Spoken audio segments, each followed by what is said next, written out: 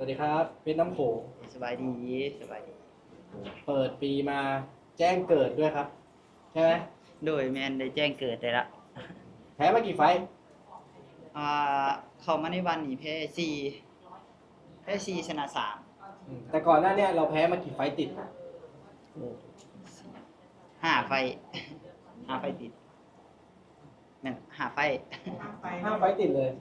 โหแล้วเป็นไงสภาพจิตใจตอนนั้นเป็นไงบ้างก็บ่บ่บ่คิดท้อหลายเกมกีฬามีแพ้ชนะตั้งแต่เฮาเก็บประสบการณ์มาแก้ไขแล้วก็มาคอยพัฒนาเจ้าของแล้วก็ตั้งใจซ้อมมาเรื่อยๆแหละก็คิดว่าสักมื้อหนึงมันก็มีต้องมื้อเป็นมื้อของเฮา พูดถึงเกมวันนี้นิดนึงครับเป็นยังไงบ้างเล่ารูปเกมให้ฟังหน่อยครับเอ่อตามเกมแม่นพวกเฮาวางแผนมาเดินตีเดินบวกแรกเพราะว่าหลังๆมานี่จุดอ่อนเจ้าของก็คือการถอยเฮาก็ได้มาศึกษาเบิ่งเจ้าของที่แพ้แต่ละไฟต์แม่นถอยเบิดทุกไฟต์แพ้แม่นถอยแล้วก็เลยปรับแผนเปลี่ยนเป็นสไตล์เดินตีแรกเลยสำหรับไฟต์นี้กลับมาแรกเลยเลยสองสองยกแรกเป็นยังไงบ้างรูปเกมคิดว่าเราเหนือกว่าเขาหรือว่ามันยังสูสีดูไม่ออก2ยกแรกอะ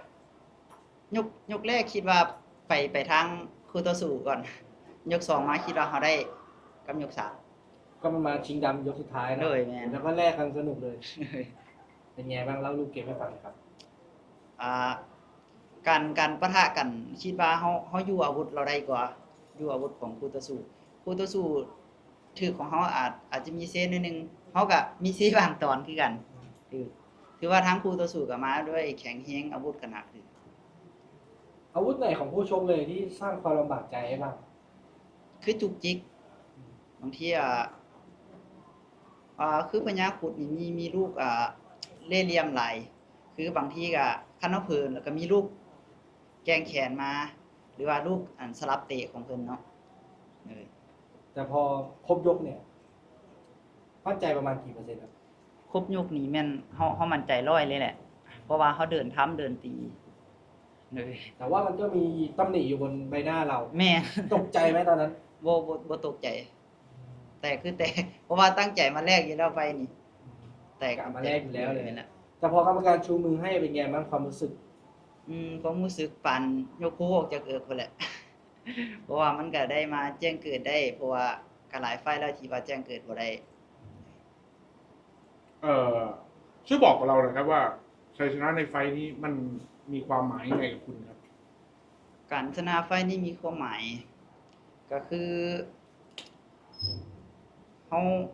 กระทางค่ายแล้วก็เอื้อยเพราะว่าเฮาได้เริ่มต้นใหม่สร้างทางเอื้อยเพิ่นก็เป็นคนดูแลเบิดทุกอย่างแล้วก็กลัวก็บ่คิดว่าแบบบ่ช่วงนั้นเฮาก็บ่ฮู้ว่ามันสิได้มาอีกบ่เพราะว่าการเริ่มต้นใหม่บ่ฮู้ว่ามันสิขึ้นเทื่อละก้าวเทื่อละก้าวแบบจังไดบ่สุดท้ายเฮาก็ช่วยกันเฮ็ดช่วยกันเบิ่งก็เฮ็ดไฟเคาะสนิมแล้วก็จนได้มาฮอดถึงปัจจุบันนี้ขึ้นมาวันคืนนี่ได้วันลุมพินีถ้าที่ผมจำได้เหมือนตอนที่คุณแพ้นะฮะในโลกโซเชียลค่อนข้างจะวิพากษ์วิจารณ์คุณพอสมควรตรงจุดนี้เป็นไงครับสำหรับตัวเฮาแล้วเฮาบ่คิดหยังหลายเพราะว่ามันมีอยู่แล้วเพราะว่านักมวยแต่ละคนมันถูกกระทำหลายอยู่แล้วเพราะว่าคันชนะมาก็มีคนย่องคันแพ้มาก็มีคนติคนนั้นคนนี้มันก็เป็นเรื่องธรรมดาของกีฬาเฮาก็บ่ใส่ใจกับตัวนี้เฮาเก็บตัวความใส่ใจมาพัฒนาเฮาดีกว่าเฮาสิไปคิดนำเรื่อง